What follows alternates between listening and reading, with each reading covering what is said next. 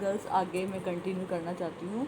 वर्षा का जल, भूमिगत जल, नदी, पवन, हिमानी, सागरीय लहरें, चट्टानों के कुर्दे कर कैसे अपरदित करते हैं और इनके अपरदन से निर्मित किस तरह की आकृतियाँ, भू आकृतियाँ बनती हैं, इसके बारे में बताऊंगी मैं आपको। पहला है प्रवाहित जल।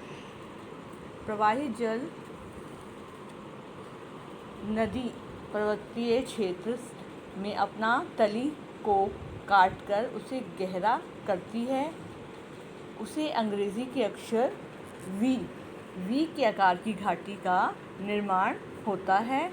इसे वी आकार की घाटी कहते हैं। जब वी आकार की घाटी गहरी एवं संकरी होती है तो उसे गज कहते हैं। इनके किनारे खड़े ढाल वाले होते हैं। भारत में हिमालय पर्वत में सिंधु, सतलज तथा ब्रह्मपुत्र नदियों में के गर्ज दर्शनीय है। नेक्स्ट हमारा आ जाता है, इसमें ही नेक्स्ट पॉइंट है हमारा जल प्रताप। जब नदी के रास्तों में मुलायम चट्टानें की परतें मिलती हैं तो नदी का मुलायम चट्टानों को जल्दी काट डालती हैं, और जब कठोर चट्टानें मिलती हैं तो नदी का जल उन चट्टानों को जल्दी नहीं काट पाता।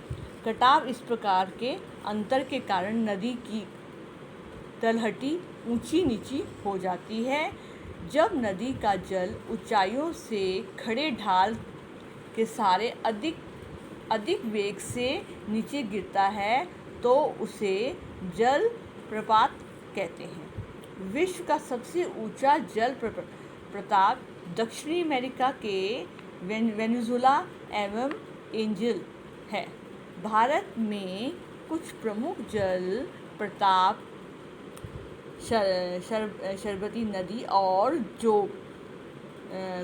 कोवरा नदी में शिव समुद्र और नर्मदा नदी में कपिलधारा एवं धुआंधार आदि ये फेमस जल प्रवाहित हैं।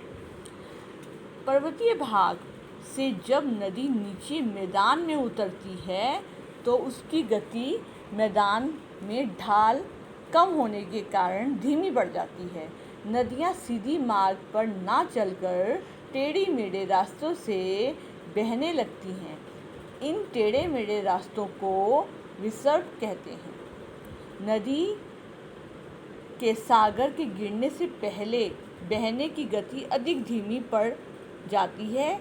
इस कारण नदी के मलबे में निक्षेपण होने लगता है, जिससे डेल्टा का निर्माण होता है। गंगा व ब्रह्मपुत्र का डेल्टा संसार का सबसे बड़ा डेल्टा है।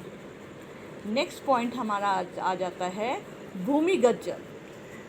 आप जानते हैं कि वर्षा का कुछ जल चट्टानों और मिट्टी में प्रवेश कर जाता है। पहाड़ में कहीं कहीं चूने की चट्टानें मिलती हैं, जिसमें जल रिस कर चट्टानों के भीतर पहुंच जाता है तथा रासायनिक अपक्षय द्वारा चूनों का धुल कर दूर बह ले जाता है, जिसे पहाड़ी में गुफा या सुरंग बन जाती है।